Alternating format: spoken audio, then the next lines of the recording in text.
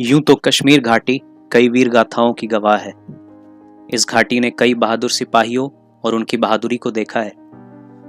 पर जब सामने से गोलियों की बारिश हो रही हो तो एक बार को बहादुर से बहादुर सिपाही भी अपनी जान बचाने के लिए कवर को भागता है। पर कुछ दीवाने ऐसे होते हैं जिन्हें इसका भी फर्क नहीं पड़ता। डर उनका साथ छोड़ चुका होता है और उनका मिशन, उनका देश और उनकी रेजिमेंट ही उनका सब कुछ बन चुकी होती है। हवलदार हंगमपंत दादा भी उन्हीं दीवानों में से एक थे और आज की कहानी उन्हीं की शान में। शमशाबरी पर्वत श्रृंखला आज भी उस बहादुर सैनिक के अदम्य साहस की गवाह है। बात है 26 मई 2016 की। श्रीनगर से 150 किलोमीटर नॉर्थ वेस्ट में 4 टेररिस्ट अपने हथियारों को एक आखिरी बार चेक कर रहे हैं। लीपा वैली जो पीओके में स्थित है, दूर से देखने में जन्नत का एक टुकड़ा लगती है, पर इस वैली के जंगलों में छुपे हैं कई टेररिस्ट ट्रेनिंग सेंटर्स जहां से हर साल टेररिस्ट को ट्रेन कर जम्मू कश्मीर भेजा जाता है। तो चारों आतंकवादी लीपा वैली को क्रॉस कर पहुंचे एलओसी के पास।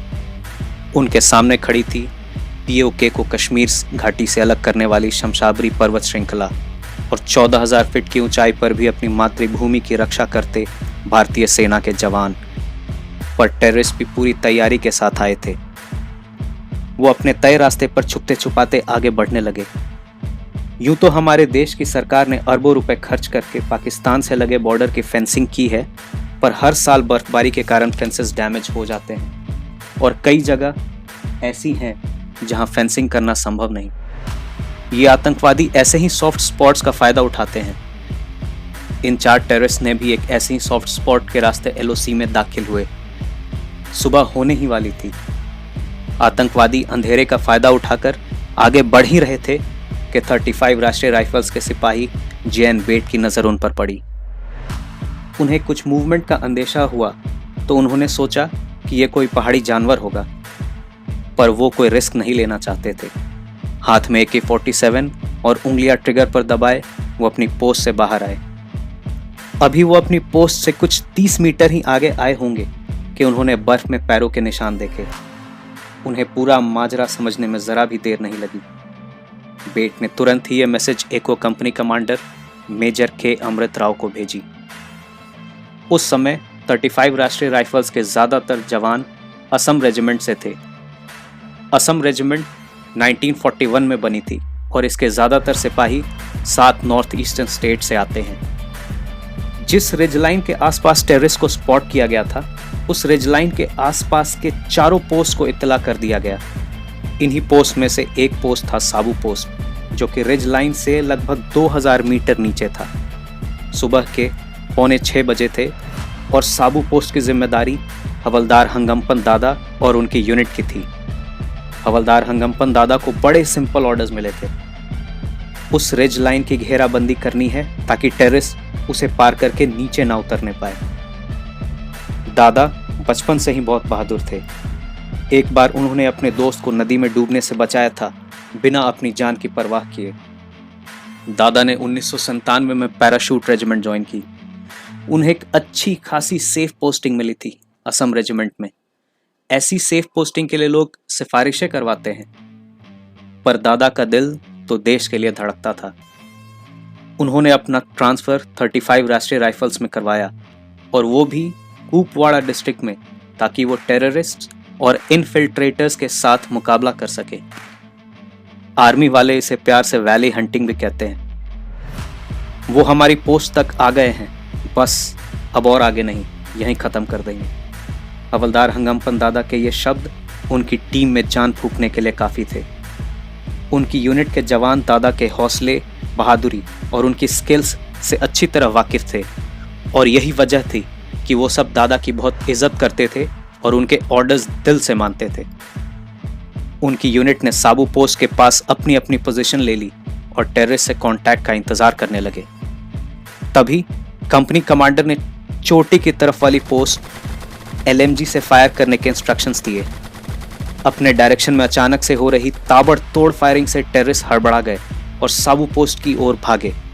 हवलदार हंगमपंत दादा और उनकी टीम अपने अपने AK-47 लिए घात लगाए बैठे थे।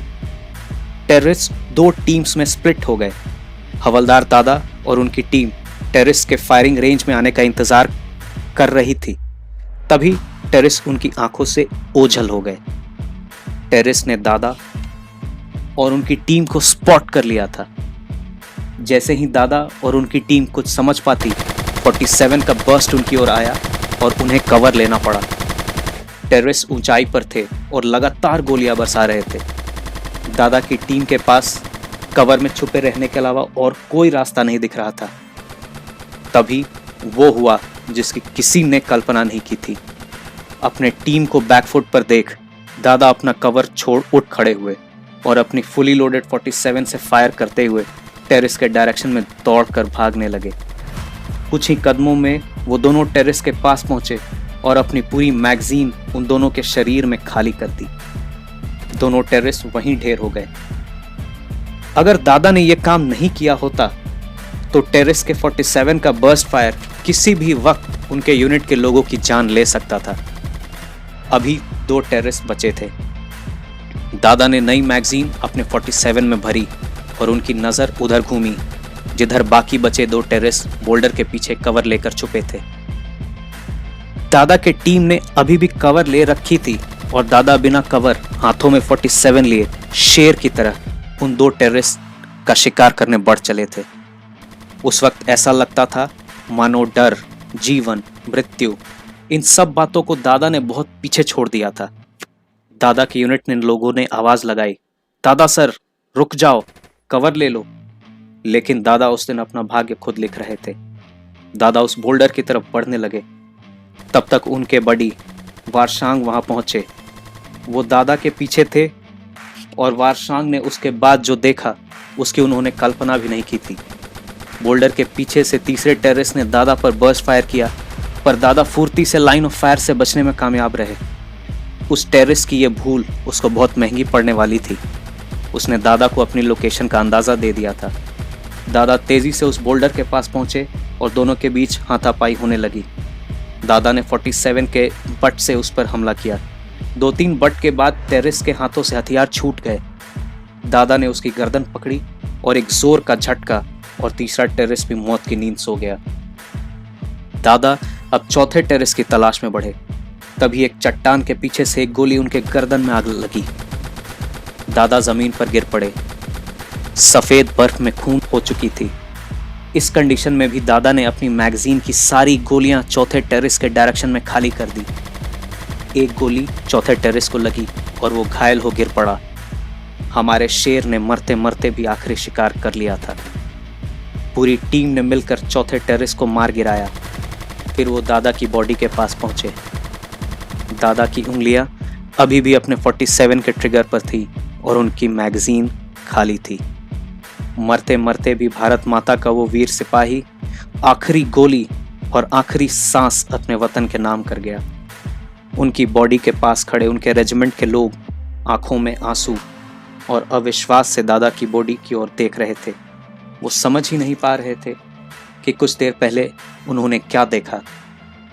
एक आदमी जिसने मौत से आंख मिचौनी खेली और जब मौत ने उसे पकड़ लिया, मौत को थोड़ी देर रुकने बोल अपनी ड्यूटी खत्म कर आया।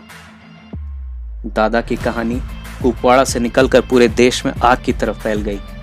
14 अगस्त 2016 को दादा को मरणोपरांत अशोक चक्र से सम्मानित किया गया। दादा अपने पीछे अपनी बीवी और अपने 2 बच्चे छोड़ गए।